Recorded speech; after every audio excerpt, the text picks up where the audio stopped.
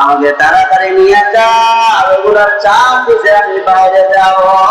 ওই গাছের নানু ধরিয়ে তার খাদেম 15 দিন পরে তাকে মক্কা মদিনা থেকে নিয়ে আসলেন। ওই গাছের নানু যদি রাখাইতে বলতেছেন, এ রাখাল ভাই, তোমার যে আ শব্দ আছে, তোমার যে আ শব্দ, তুমি আ বলি আল্লাহ ডাক দিছ, ওই আ শব্দটা আমার দিয়ে দাও, আমার সারা জিন্দিগির আমল তুমি নিয়ে যাও। হযরত গাছের নানু তুমি রহমাতুল্লাহি আলাইহি একদিন এক মসজিদে বসা হয়ে আছে। গাছের নানু তুমি মসজিদের ভিতরে বসে রয়েছেন। এই সময় জোহরের নামাজ পড়িয়া গাছের নানু তুমি রহমাতুল্লাহি আলাইহি মসজিদে বসিয়া জোহরের নামাজ পড়িয়া তাসবিহ পড়তেছেন। হঠাৎ দেখতেছেন এক চাষি দৌড় ভাঙিয়ে আসলেন। সে আস্তে আস্তে তার নামাজ মসজিদের জোহরের নামাজের জামাত শেষ হয়ে গেলেন। ওই চাষি আয়েশা দেখতেছেন জোহরের নামাজের জামাত শেষ হয়ে গেছে। ওই চাষি বলতেছেন আহ বলে একটা চিৎকার দিলেন আর বললেন, আল্লাহ, আমি খেয়ে কামড়ে চাষ করি, কাজ করি মালিক, আজকে আমার জোহরের নামাজটা নামাজের সাথে মিলাইতে পারলাম না। আল্লাহকে বললেন, আল্লাহ গো, আজকে জোহরের নামাজটা আমি আপনার জামাতের সাথে মিলাইতে পারলাম না। এই কথা বলি আল্লাহর বান্দা আ বলিয়া শব্দ করলেন, এত সুন্দর করলেন, আ করলেন।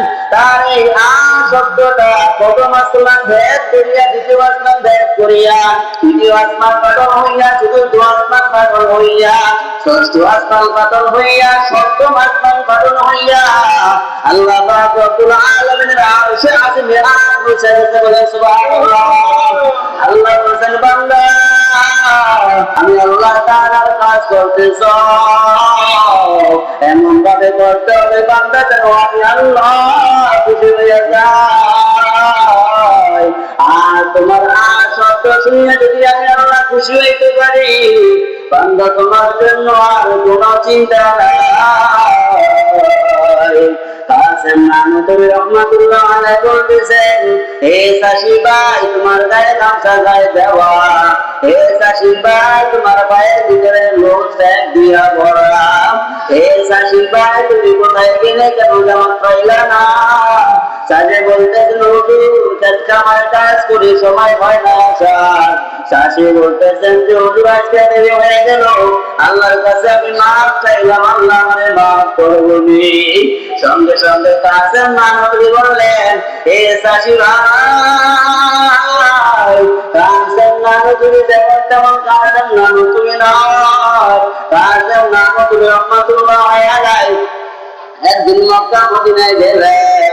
মক্কা মদিনায় যাওয়ার পর একদিন, 3 দিন, 4 দিন, 5 দিন, 15 দিন মক্কা মদিনায় কাসেম নানু তুমি কাটাইলেন।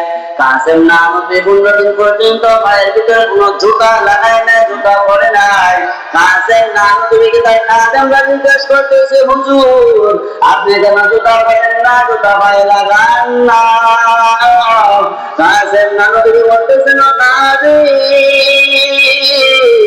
এই মক্কা মদিনার কোথায় আমার নবী বসছে, কোথায় আমার নবী শুয়েছে, কোথায় আমার নবী রেস্ট করছে, আরাম করছে? এই মক্কা মদিনার কোন গাছের তলে আমার নবী বসিয়া আরাম করছে? আমি কাছে ওই নবীর কাছে আসিয়া কিভাবে পায়ের ভিতরে জুতা লাগায়? গাছের নানু 15 দিন পর্যন্ত, 15 দিন পরে বললেন, খাদেম আমাকে বাইরে নিয়ে যাও। খাদেম বলতেছেন, কাসেম নানু তুমি 15 দিন হইল না, অল্প দিন আসছেন নবীর দেশে, আপনার নবীর জন্য এত মায়া, এত দয়া, এত ভালোবাসা, আপনি 15 দিন পর্যন্ত পায়ের ভিতরে কোনো জুতা লাগান নাই। এই মরুভূমির মধ্যে, সৌদি মক্কা মদিনা মরুভূমি আর মরুভূমি, এই মরুভূমির ভিতরে আপনি জুতা ছাড়া হাঁটছেন, জুতা ছাড়া থাকছেন। এই অল্প দিনের ভিতরে কেন আপনি মক্কা মদিনা ছাড়িয়ে চলে যাইবেন? আপনাদের কাসেম নানু তুমি রহমাতুল্লাহ আলাইহি বলতেছি, ওরে খাদেম, এই 15 দিন হয়ে গেল, এই 15 দিন আমি মক্কার জমিনে প্রসব করি নাই, পায়খানাও করি নাই। ওই গাছের নাম তুমি বলতেছেন এই 15 দিন পর্যন্ত আমি এই মক্কার জমিনে প্রসব করি নাই, পায়খানাও করি নাই। আমাকে তাড়াতাড়ি নিয়ে যাও, ওগুলার চাপ দিছে আমি বাইরে যাও। ওই গাছের নাম তুমি তার খাদেম 15 দিন পরে তাকে মক্কা মদিনা থেকে নিয়ে আসলেন।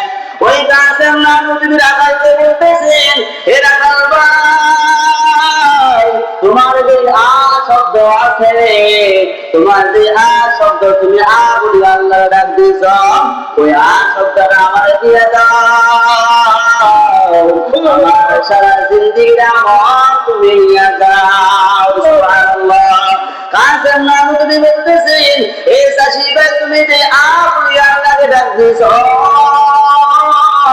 তোমার এই আ শব্দটা আমাকে দিয়া আমার জিন্দিগির যত আমল আছে সব তুমি নিয়ে নাও। নাম তুমি, আমি চাষি অত বড় নয়। শব্দ করিয়াও কামাই করে নিলাম, নামাজ পড়িও কামাই করে নিলাম। আল্লাহ আমারে এই উসিলায় মাফ করে দিতে, বলেন সুবহানাল্লাহ।